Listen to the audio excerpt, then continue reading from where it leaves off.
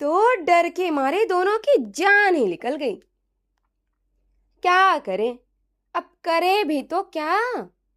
ये सोचते सोचते दिमाग ने काम करना बंद सा कर दिया।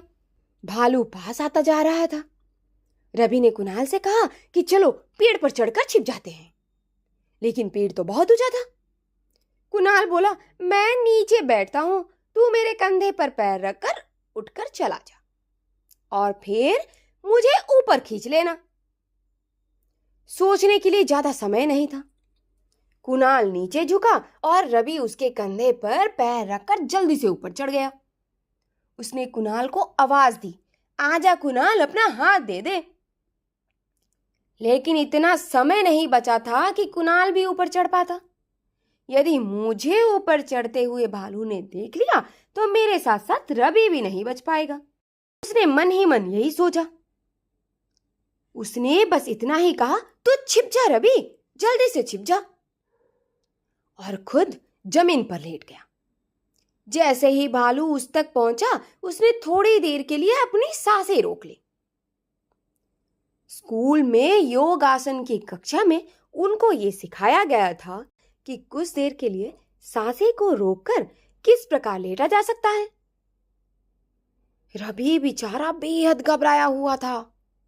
उसी कुणाल की बहुत चिंता हो रही थी। कैसे बचेगा उसका सबसे प्यारा दोस्त?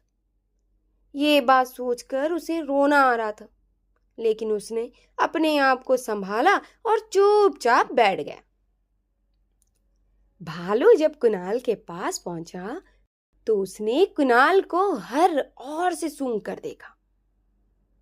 स्कूल में सीखा हुआ योग आसन काम आ गया और भालू को विश्वास हो गया कि कुणाल जीवित ही नहीं है, क्योंकि भालू कभी भी मरे हुए प्राणियों को नहीं ले जाते। ये बात कुणाल को अच्छी तरह से पता थी और वही हुआ। कुछ देर तक सूंघने के बाद भालू बेचारा वापस चला गया।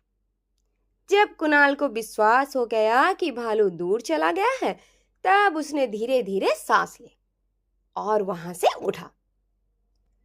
रवि पेड़ पर आंखें बंद करके बैठा था और ईश्वर से कुणाल के लिए प्रार्थना कर रहा था।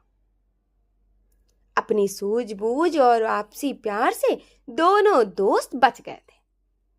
दोनों गले लगे और वापस पिकनिक के मैदान की ओर चल पड़े। उन्होंने निश्चय किया कि अब कभी भी इतनी बातें नहीं करेंगे कि समय और जगह का ध्यान ही ना रहे। और इस तरह हमारी कहानी खत्म हुई।